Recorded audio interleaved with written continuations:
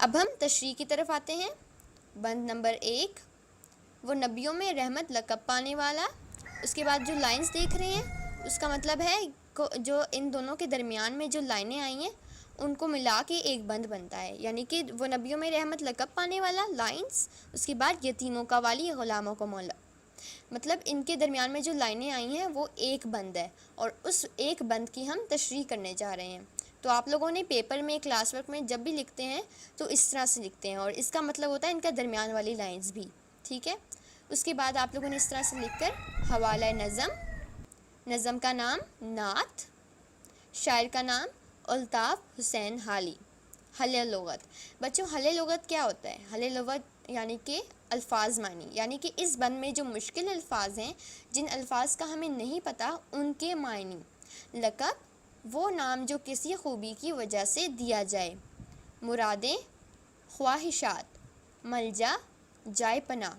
مصیبت، مشکل۔ ماوا، مدد کرنے والا۔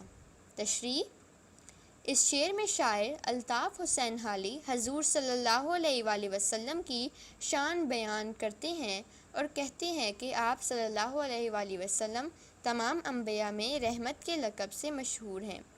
آپ صلی اللہ علیہ وآلہ وسلم تمام جہانوں کے لیے رحمت للعالمین ہیں۔ آپ صلی اللہ علیہ وآلہ وسلم تمام مخلوقات، چاہے وہ انسان ہو یا جانور، ہر ایک پر رحم فرماتے تھے، ان سے شفقت، محبت اور مہربانی فرماتے تھے، اور تمام مسلمانوں کو اس کی تلقین کرتے تھے۔ آپ صلی اللہ علیہ وآلہ وسلم تمام مسکینوں، یتیموں، بے سہارا اور محتاجوں کی ہر طرح سے مدد فرماتے تھے، مصیبت کے وقت غیروں کے کام آتے تھے۔ آپ صلی اللہ علیہ وآلہ وسلم نے کبھی مسلم اور غیر مسلم کے درمیان فرق نہیں رکھا، ہر ایک کے ساتھ حسن سلوک سے پیش آتے تھے۔ آپ صلی اللہ علیہ وآلہ وسلم اپنے دوستوں کے ساتھ ساتھ اپنے دشمنوں کی بھی خیر خواہی کرتے۔ آپ صلی اللہ علیہ وآلہ وسلم بیواؤں، مفلسوں کے بے حد مددگار تھے۔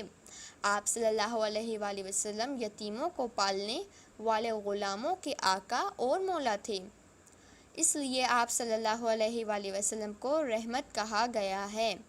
آپ صلی اللہ علیہ وآلہ وسلم خطا کار کو معاف کرتے۔ ہم سب آپ صلی اللہ علیہ وآلہ وسلم کی تعلیم پر عمل کر کے ہی اپنی ڈوبتی ہوئی نیا کو پار لگا سکتے ہیں۔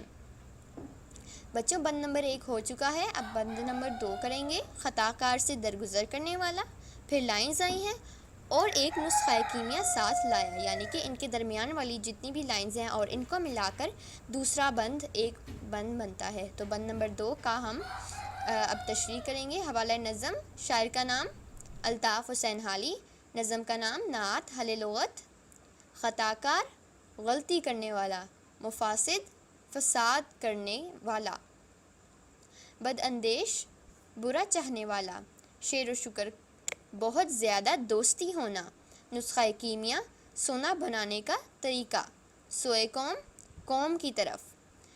بچوں اب ہم بند نمبر 2 کی تشریح کرتے ہیں۔